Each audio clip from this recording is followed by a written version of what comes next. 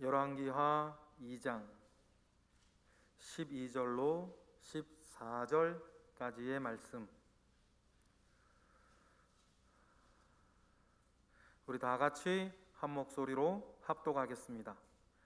엘리사가 보고 소리 지르되 내 아버지여 내 아버지여 이스라엘의 병거와 그 마병이여 하더니 다시 보이지 아니하는지라. 이에 엘리사가 자기의 옷을 잡아 둘로 찢고 엘리야의 몸에서 떨어진 겉옷을 주워 가지고 돌아와 요단 언덕에 서서 엘리야의 몸에서 떨어진 그 겉옷을 가지고 물을 치며 이르되 엘리야의 하나님 여호와는 어디 계시니까 하고 그도 물을 치매 물이 이리저리 갈라지고 엘리사가 건너니라. 아멘. 곁에 계신 분하고 인사하십시다. 잘 오셨습니다. 네, 은혜 받으십시오. 오늘은 어린이 주일입니다. 어린이는 세계를 향하신 새로운 하나님의 생각이라고 하죠. 그리고 우리에게는 미래에 대한 기대와 소망이 바로 아이들입니다. 요람을 흔드는 어머니의 손은 지구를 흔든다, 세계를 흔드는 손이다 라는 말도 있습니다. 그러기에 어린이는 하나님에게나 우리에게나 소중한 존재라고 하는 사실이죠. 그래서 소중한 만큼이나 잘 키워야 되겠고 또 잘 교육을 시켜야 할 그런 대상입니다. 교육에는 여러 부분과 내용이 있겠지만 무엇보다도 중요한 것은 가정교육이 아닌가라는 생각을 갖게 하죠.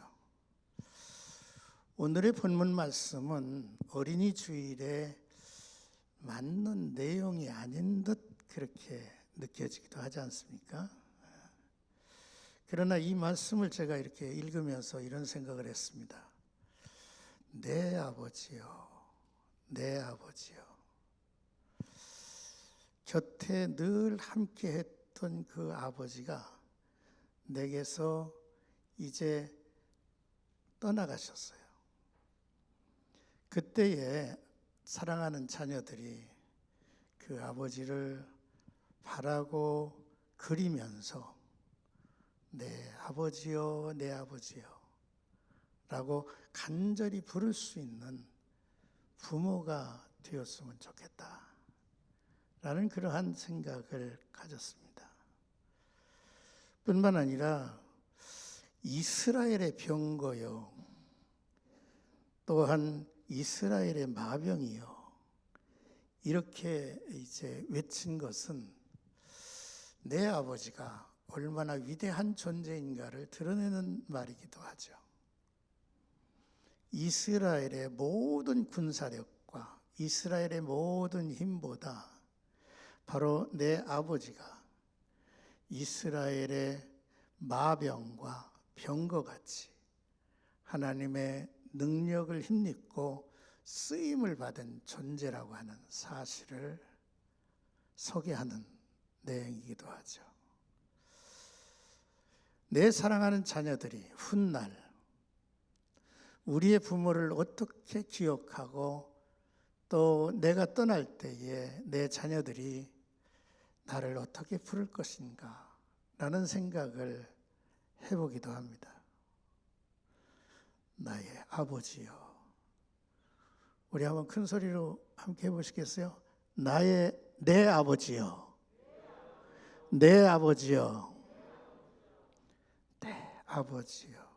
내 어머니요. 라고 뜻을 담아서, 그리고 또 그분의 존경하는 마음으로 부를 수 있었으면 좋겠다라는 것입니다. 사랑하는 스승 엘리야를 향하여 엘리사가 외친 내용입니다. 하나님이 스승 엘리야를 불러오리실 때에 그를 따라서 내 지역을 순회하고 왔던 이 자리에 마지막 순간, 이별의 순간에 외친 이야기입니다. 그 스승이 내 곁을 떠났어요.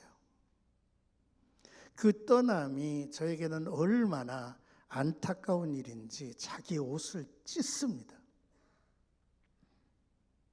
이는 절규를 뜻하는 행위라고 설명하죠. 그때 하늘에서 엘리야가 입었던 겉옷이 떨어져요. 엘리사는 그 옷을 집어요. 그리고 정말로 그 아버지의 하나님을 부르는 거죠. 엘리야의 하나님이여 어디 계십니까? 하고 했죠. 그리고 그 스승이 입은 옷을 들고 요단을 내려치니까 요단이 갈라져요. 그리고 그 길을 건넙니다. 엘리야의 사명이 그 아들에게 임했습니다. 그것도 갑절이나 큰 능력으로 임했죠. 이런 분위기가, 이러한 내용들이 우리의 삶의 현장과 우리의 후세에 전달이 됐으면 얼마나 좋을까. 여러분, 존경하는 사람들, 존경하는 스승, 존경하는 주인, 이들을 가리켜서 아버지라고 부르는 것은 흔한 일입니다. 그러나 엘리사가 내 아버지여라고 할 때는 그 정도의 의미로 아버지를 부른 거 아니에요. 엘리야와 엘리사가 엘리야의 양자의 언약 아래 묶인 것 같이 내 아버지를 부르는 거예요. 내 아버지라고 표현하는 거예요. 그리고 나서 그에게 주어진 모든 사명과 그에게 주어진 모든 능력에 갑절을 요구한 거예요. 그래서 내 아버지요.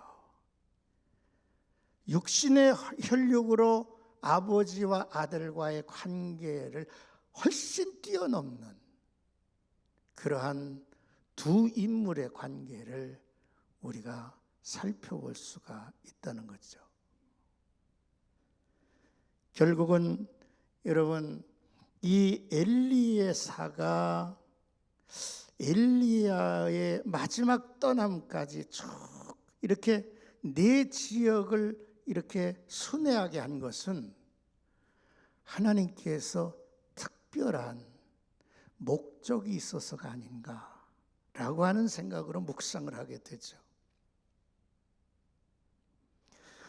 여러분, 우리들의 신앙은 뭡니까? 헬라 문화로서의 그 이제 설명은 간단합니다. 바로 신념이라는 거죠. 신념이 곧 믿음이에요. 그래서 여러분, 우리가 기독교의 믿음을 가지고 있다라고 하는 말은 기독교의 교리를 내가 알고 내가 받아들이고 있다고 하는 것이에요.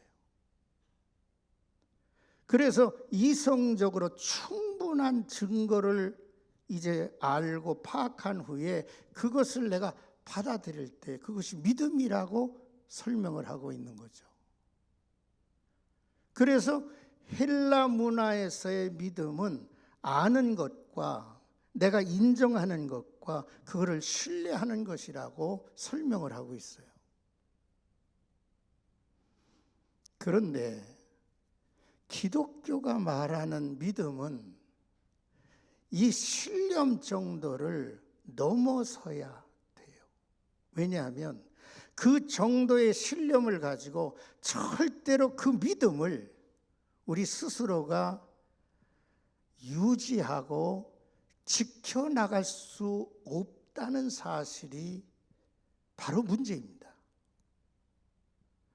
내가 알고 내가 확인하고 증명한 것을 내가 믿고 있다면 그 이성적인 판단이 나의 믿음을 계속해서 지켜줄 줄 알지만은 어림없어요. 그 믿음은 순간순간 무너져 버리는 것을 어떻게 감당합니까? 그러므로 우리의 믿음은 이성이 지켜주지를 못하는 거죠. 결국 우리는 그만큼 허약한 존재고 약한 존재라는 사실입니다. 이러한 것들을 우리가 깊이 이제 생각한다면, 기독교의 믿음은 신념이라고 하는 것에 머물러 있어서는 안 된다는 사실을 우리는 깨닫습니다. 왜냐하면 그 신념이라고 하는 것이 감정과 기분에 의해서 얼마나 한순간에 무너지는지 몰라요. 제 이 이야기를 제가 C.S. 루이스라고 하는 기독교의 사상가이고 아주 유명한 저술가가 있습니다. 그분이 믿음의 훈련이라고 하는 말을 이제 소개하면서 이런 이야기를, 저는 자신의 그러한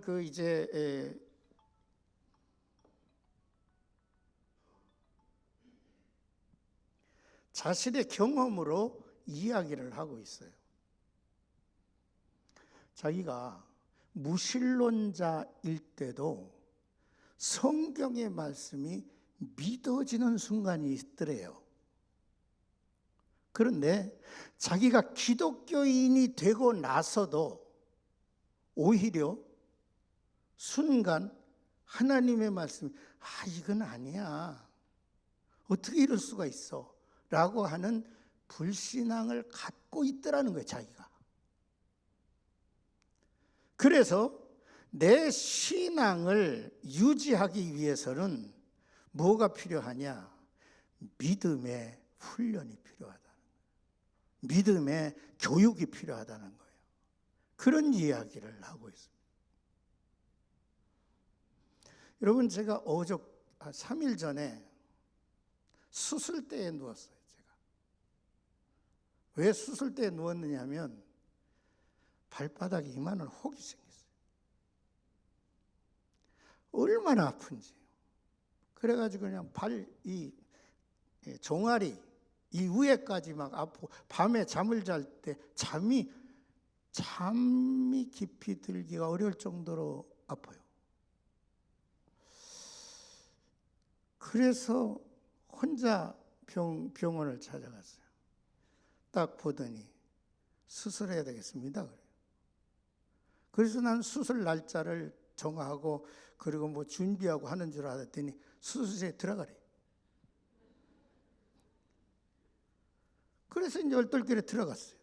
들어가서 누웠는데 마취 주사를 놔야 합니다. 그리고 이렇게 수술을 해야 된다. 좀 아프실 겁니다. 그래도 그 순간에 내 마음에 두려움이 밀려왔어요. 큰일 났네. 우리 사모하고도 안 오고 나 혼자 왔다가.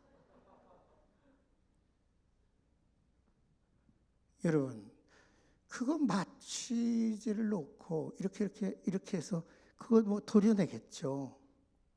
도려내면 된다고 하는 것을 우리는 이미 다 알고 있는 지식이에요. 그런데 한순간에 기분이 이상해지고 두려움이 몰려오니까 내가 그 믿음이 없어진 것을 발견하게 됐어요. 그런데 그때 이상하죠? 누워서 내 입에서 찬송이 나와. 성령이여 강림하사 나를 감화하시고 내가 거기서 내가 노래를 혼자 소개하면서 웃었어요. 그 순간 내 마음의 불안과 내 마음의 걱정은 사라졌어요. 여러분, 우리가 가지고 있는 믿음이 얼마나 내 의지와 내 지식이나 이성을 가지고 유지해 간다는 것은 전혀 불가능하다는 사실을 알아야 돼요. 그래서 훈련이 필요한 거예요. 기독교의 믿음은, 여러분, 기독교의 믿음은 일반적인 신념에 멈춰 있는 것이 아니더라고. 거기에서는 기독교의 믿음이라고 말할 수 없어요. 하나님의 언약 안에서, 하나님의 언약 아래서 하나님과의 관계와 하나님과의 사귐이 지속되는 것을 기독교의 믿음이라고 하더라고.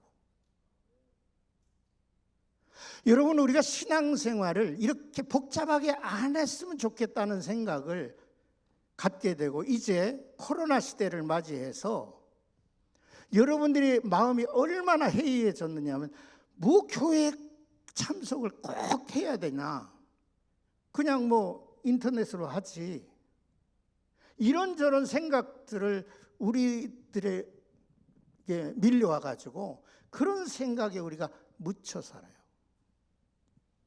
그러나 여러분, 100명의 이제 믿음을 저버리는 사람들을 조사해 보면 그들이 정직한 논쟁을 하고, 옳으냐 그르냐 논쟁을 하고 추론을 거쳐서 결론적으로 이제 나는 기독교의 신앙을 포기하겠다, 그렇게 결정한 사람이 몇 명이나 되겠느냐는 거예요.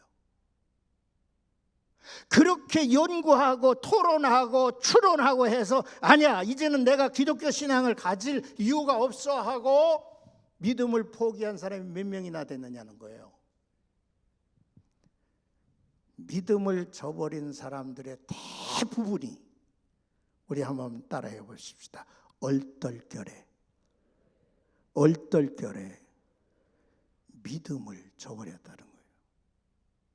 그 얼떨결에라고 하는 그러한 말은 무슨 말이냐 하면, 한순간 내가 세상에 취해서, 한순간 내가 게을러서, 내가 예배 생활을 뜸하고 기도 생활 뜸하고 성경 묵상 뜸하고 하다 보니까 어느 순간에 내가 가지고 있던 믿음이 무너지더라는 거죠.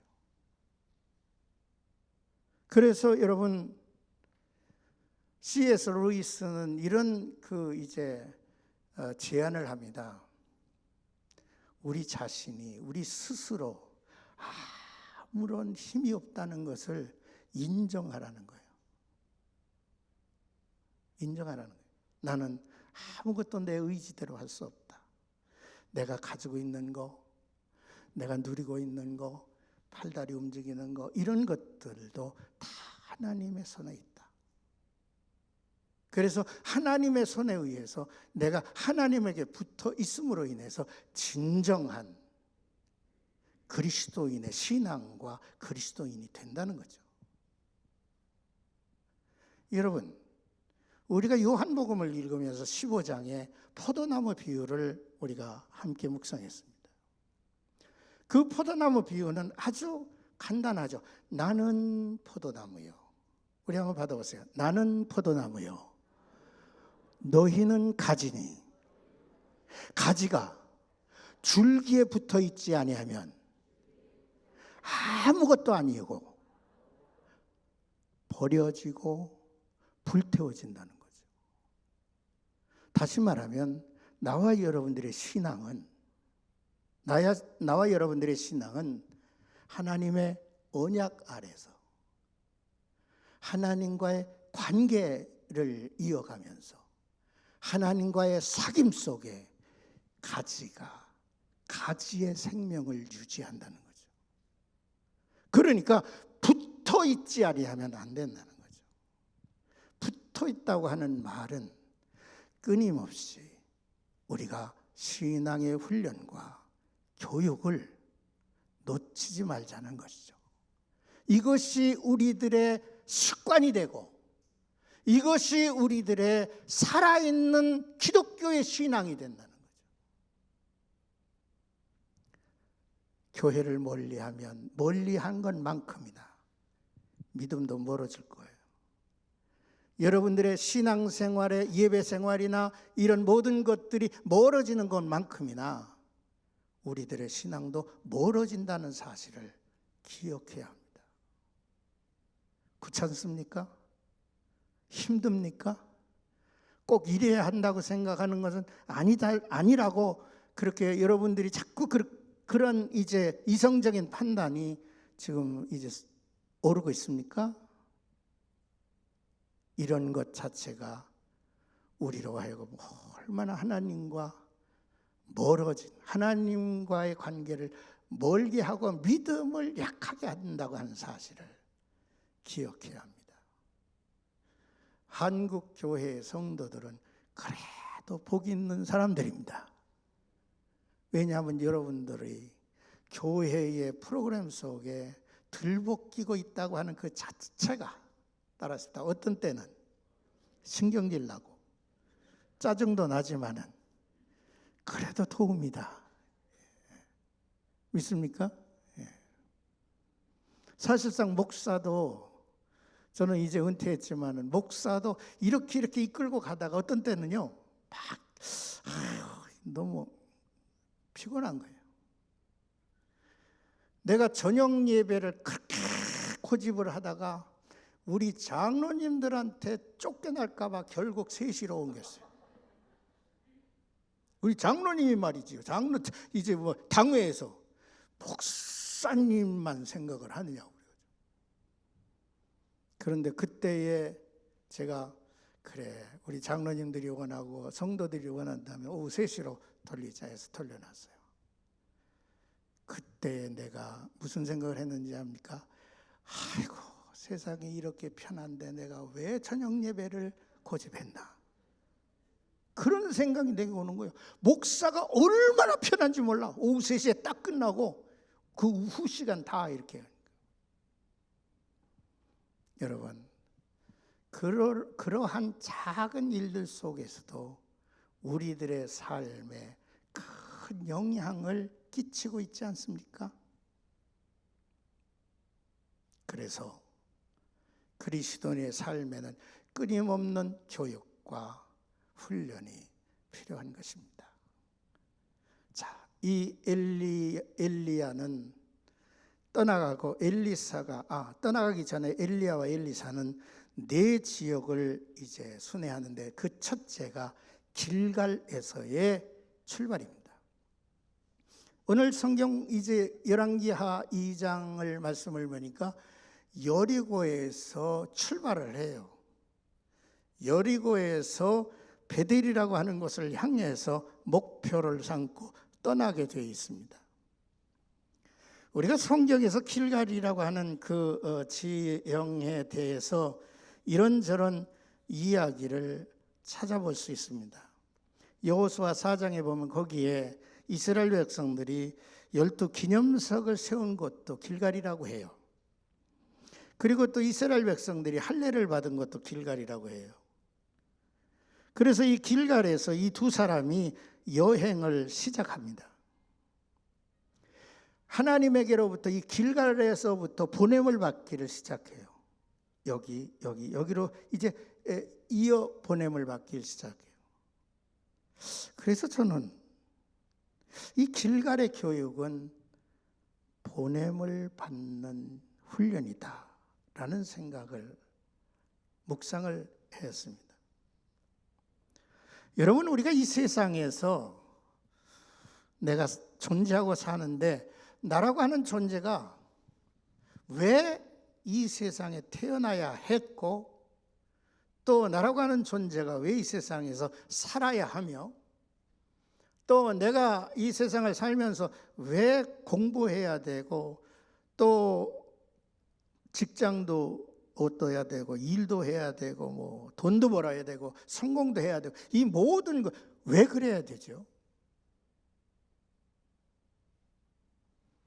내가 이 세상에 보내진 그 사실 하나도 분명히 누군가에 의해서 보내졌고 누군가의 뜻과 의미가 있어서 우리가 이 세상에 태어났다는 거죠.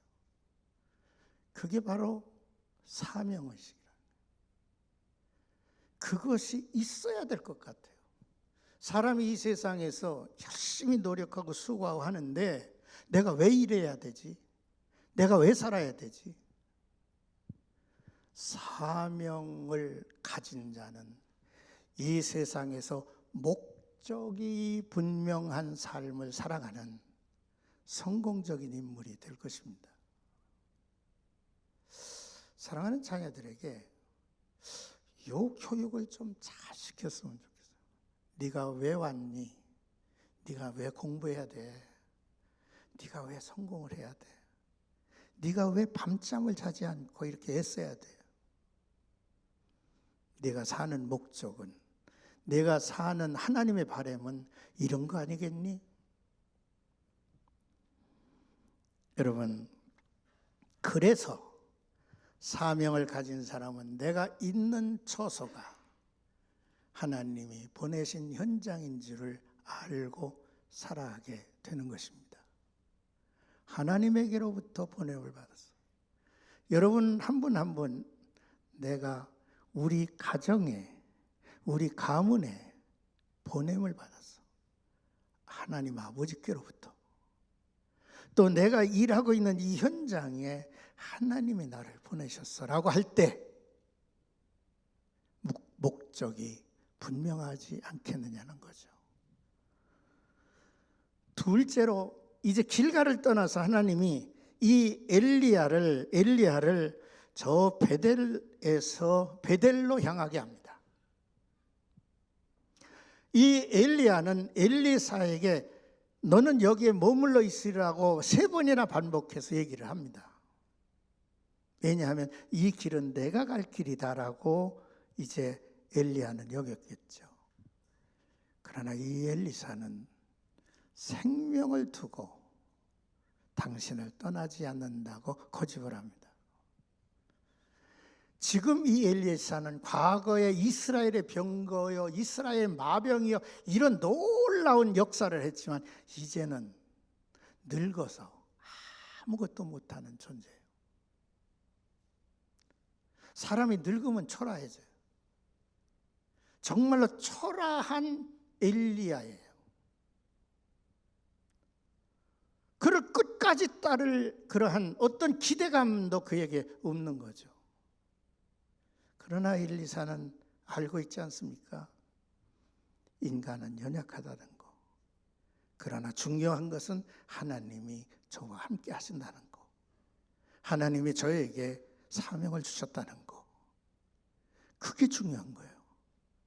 그래서 그 아버지의 영감을 갑절이나 구했던 거예요. 베델로 갑니다.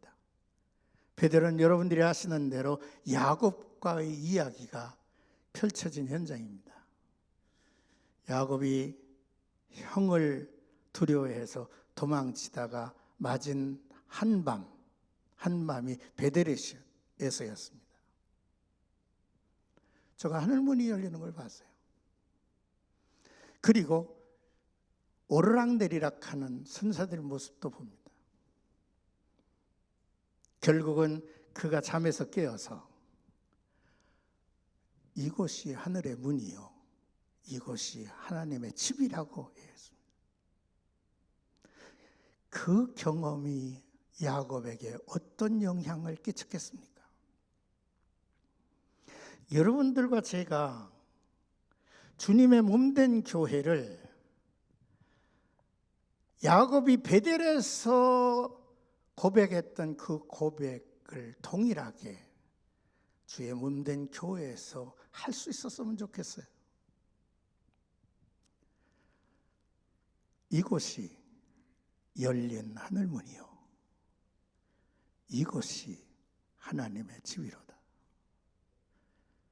교회를 떠나지 아니하고 끝까지 지킨 사람은 결국 신앙적 영적 승리를 하게 되어 있습니다.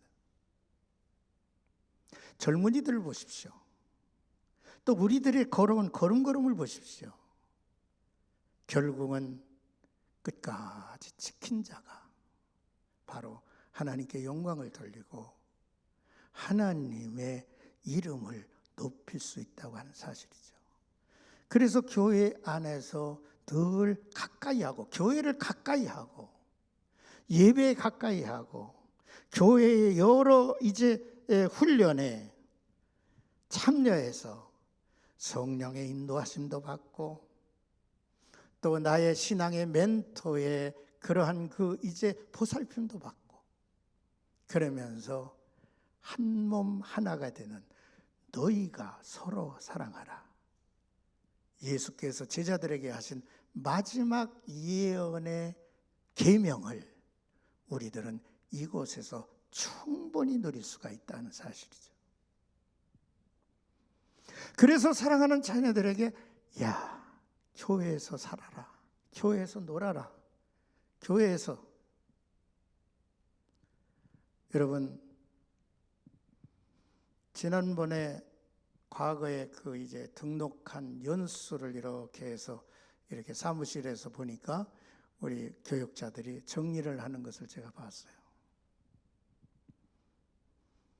저 꼭대기 비둘기집 같은 그곳에서 여러분 천장도 신문지를 붙여가지고 천장을 빨랐어요. 바닥도 여러분 이 비닐을 깔고 방석 친구 전도사가 해줘서 깔아놨어요. 얼마나 썰렁한지요. 그런데 거기에 난로 하나를 폈어요. 이만한 난로요. 그게 몇 구공탄인지 모르겠어요. 19공탄이 아니라 더 큰 거. 그거를 계속해서 하니까 교회가 훈훈합니다. 그 난로 안에, 난로 주변에 그 어렵게 살던 젊은이들이 따뜻해서 모여들기 시작했어요. 거기에 모여들었던 인물들이 바로 최성조 목사, 그리고 서사일 집사, 또 이런 친구들이, 그 또래들이 학교 갔다 오면 거기에 모여서 거기서 고구마 구워 먹고 어쩌고 그 주변에서 맴돌았어요. 나는 낮에는 학교 가고 또 전도하고 나가 잘 모르지. 그런데 그들 속에 목사가 몇 명 나온지 아십니까? 그들 속에서 여러분 장로가 나오고 그들 속에서 훌륭한 헌신자들이 세워졌다는 사실이죠.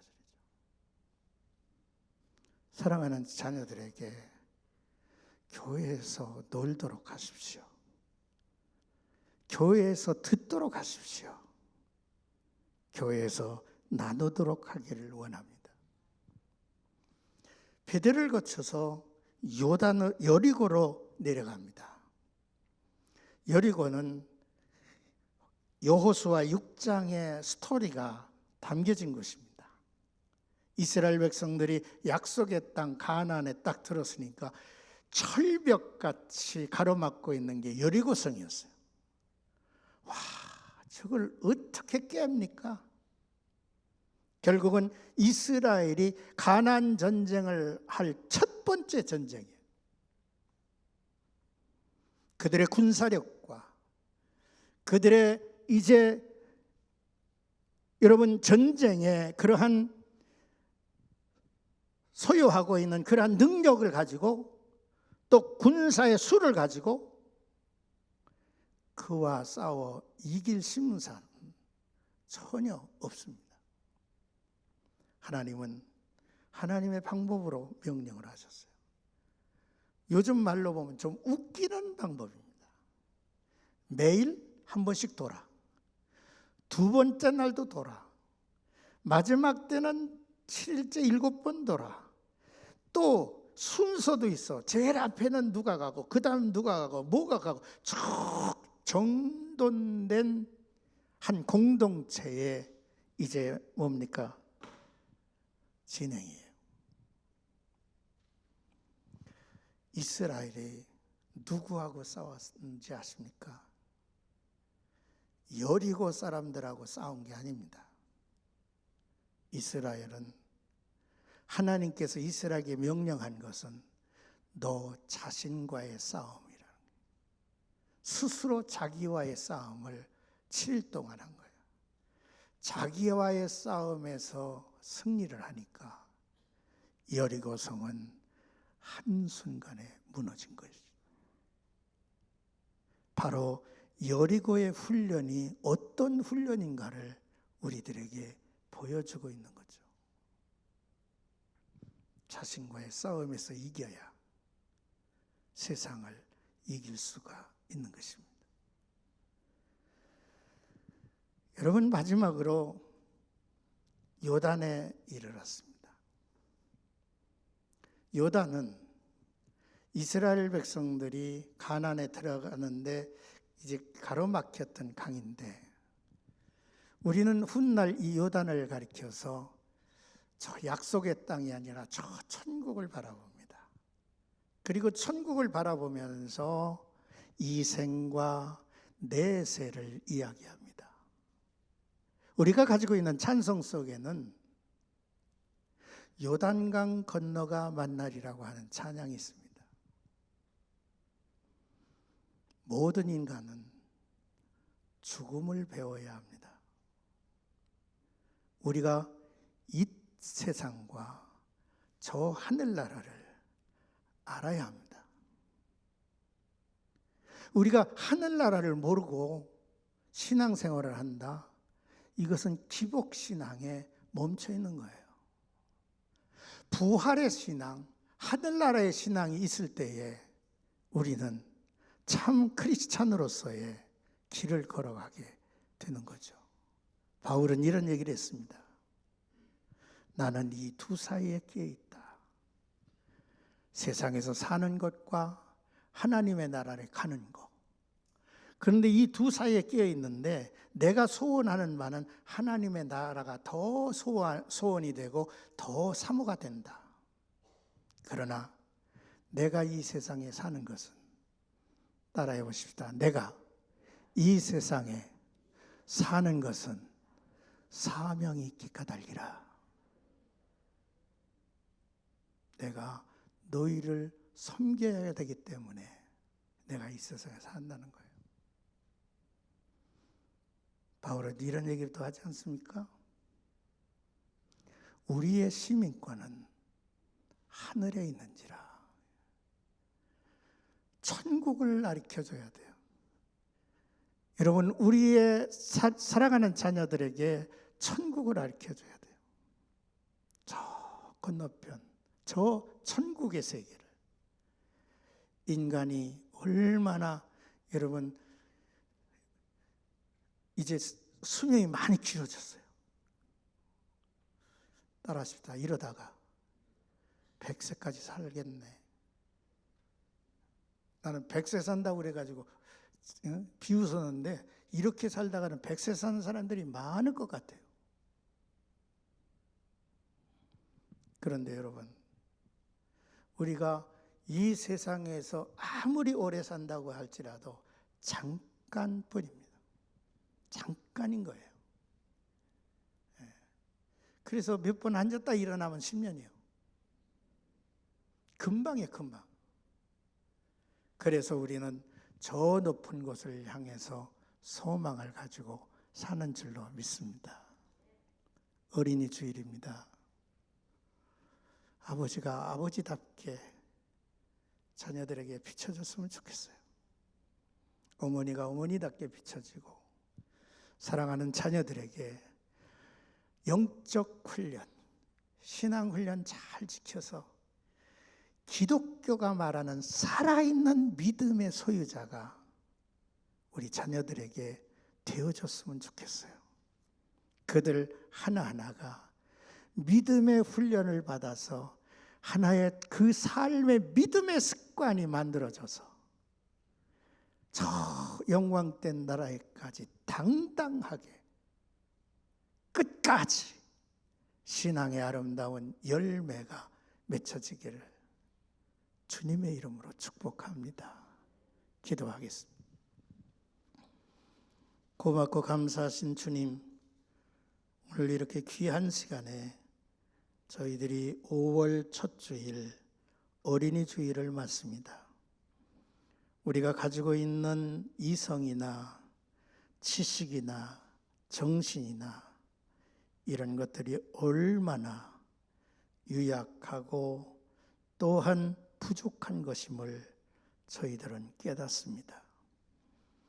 그러므로 우리가 늘 하나님에게 붙어서 끊임없이 하나님과의 관계를 유지하고 또 하나님과의 사귐이 이어지면서 저희들이 언약 아래 거하는 위대한 하나님의 백성들 될 수 있도록 주여 축복하옵소서. 우리 사랑하는 자녀들이 내 아버지요, 내 아버지요, 내 어머니요, 내 어머니요, 내 아버지의 하나님이요 라고 간절히 부를 수 있는 아름다운 자녀들로 세워 주옵소서. 우리 구주 예수 그리스도의 이름으로 감사기도 올리옵나이다. 아멘.